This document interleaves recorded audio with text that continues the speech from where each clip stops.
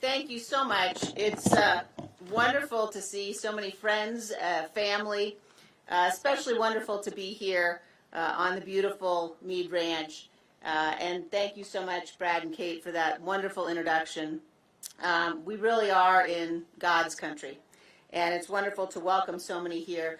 I want to say, first of all, a special thanks to every member of Team Cheney who is here in the audience. And to tell you, our work is far from over. Among the many, many blessings that we have as Americans and as individuals and as human beings, the blessing of family is surely the most important. And so I want to thank all of my family and pay a special tribute to those who are here with us tonight.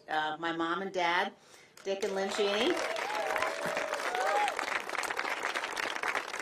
And my husband, Phil.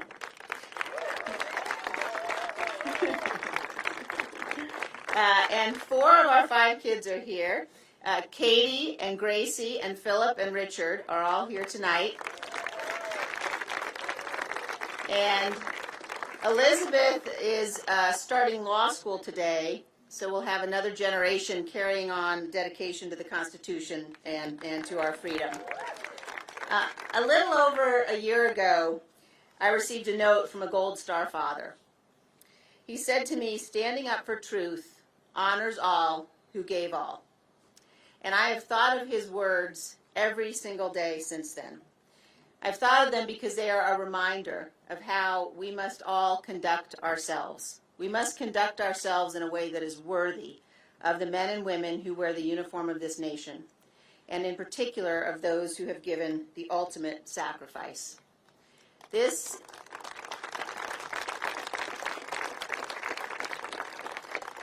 is not a game. Every one of us must be committed to the eternal defense of this miraculous experiment called America. And at the heart of our democratic process are elections. They are the foundational principle of our Constitution. 2 years ago, I won this primary with 73% of the vote. I could easily have done the same again. The path was clear.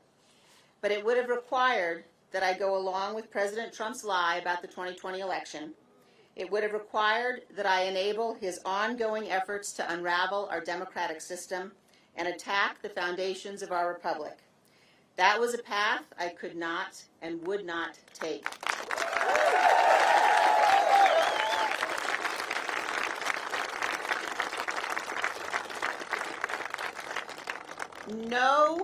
No House seat, no office in this land is more important than the principles that we are all sworn to protect. And I well understood the potential political consequences of abiding by my duty. Our republic relies upon the goodwill of all candidates for office to accept honorably the outcome of elections. And tonight, Harriet Hageman has received the most votes in this primary. She won. I called her to concede the race. This primary election is over, but now the real work begins.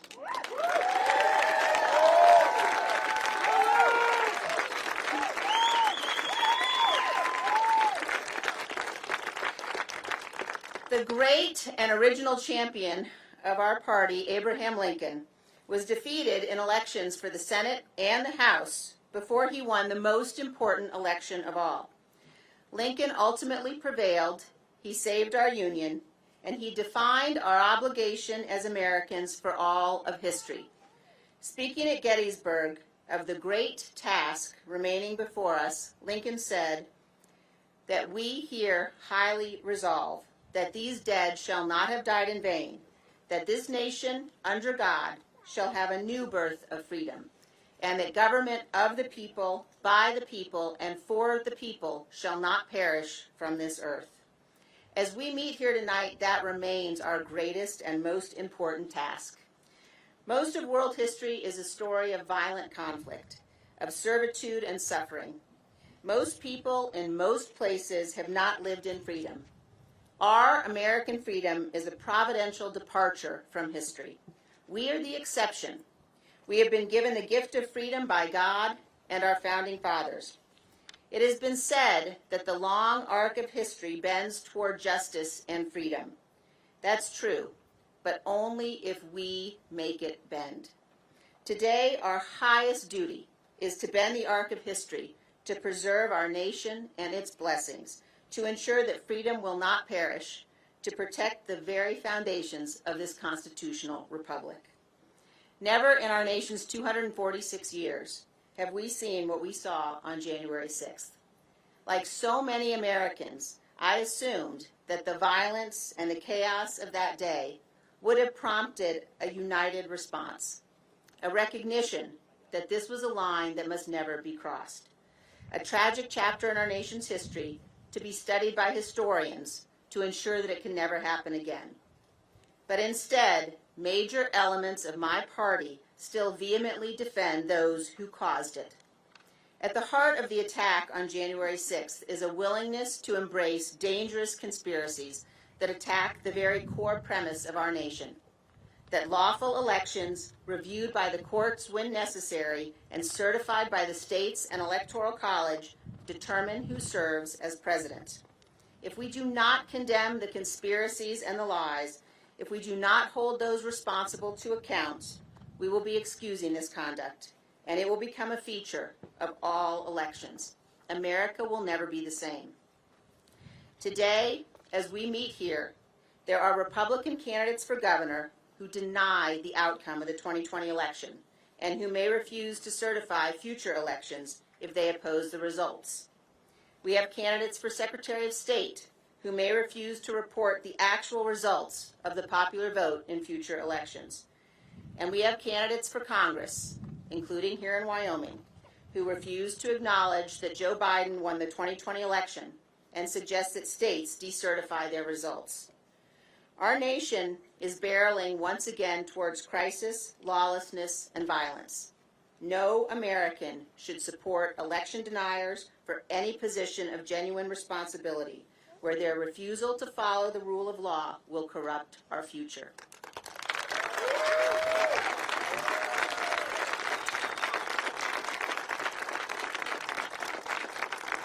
Our nation is young in the history of mankind, and yet we're the oldest democracy in the world. Our survival is not guaranteed. History has shown us over and over again how poisonous lies destroy free nations. Over the last several months, in the January 6th hearings, the American people have watched dozens of Republicans, including the most senior officials working for President Trump in the White House, the Justice Department, and on his campaign, people who served President Trump loyally, testify that they all told him the election was not stolen or rigged and there was no massive fraud.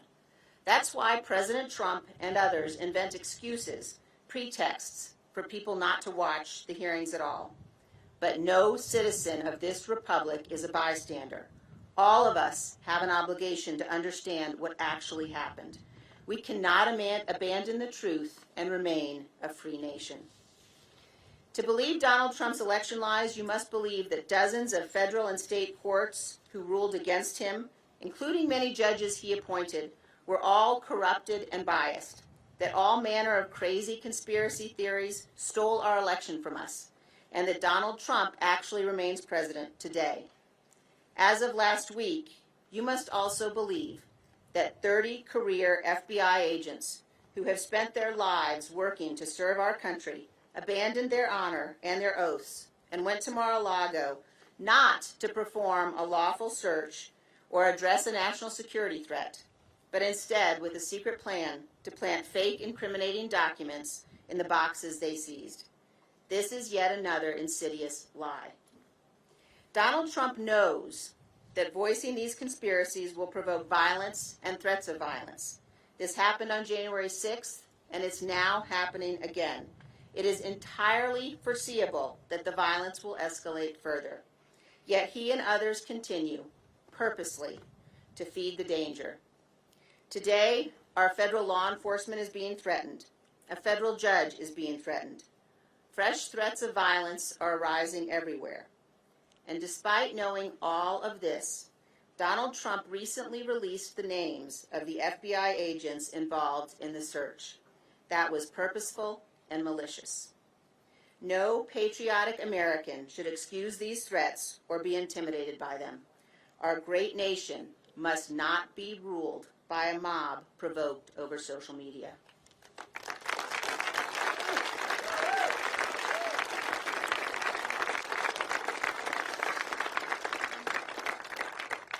Our duty as citizens of this republic is not only to defend the freedom that's been handed down to us. We also have an obligation to learn from the actions of those who came before, to know the stories of grit and perseverance, of the brave men and women who built and saved this union.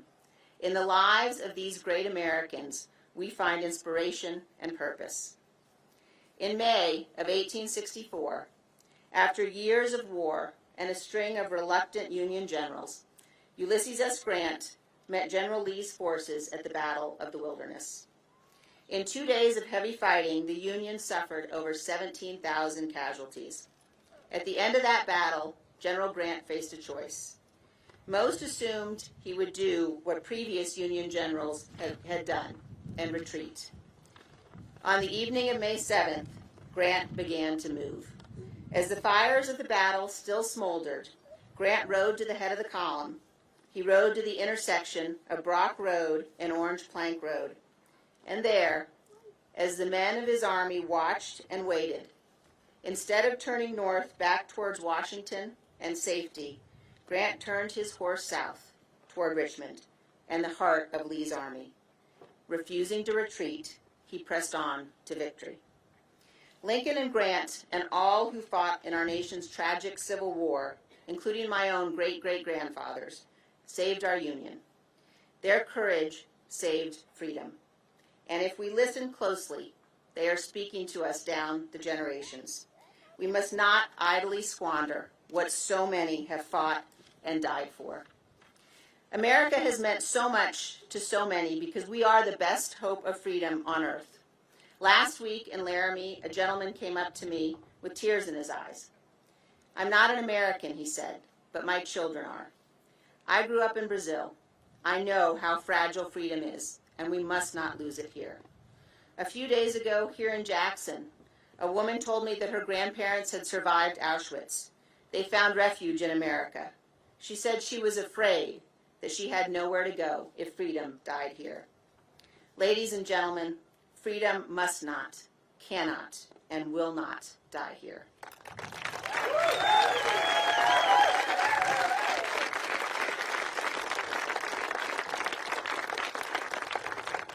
We must be very clear-eyed about the threat we face and about what is required to defeat it. I have said since January 6th that I will do whatever it takes to ensure Donald Trump is never again anywhere near the Oval Office, and I mean it.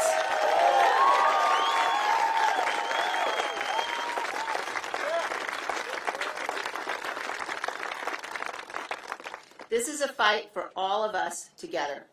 I'm a conservative Republican. I believe deeply in the principles and the ideals on which my party was founded. I love its history, and I love what our party has stood for. But I love my country more.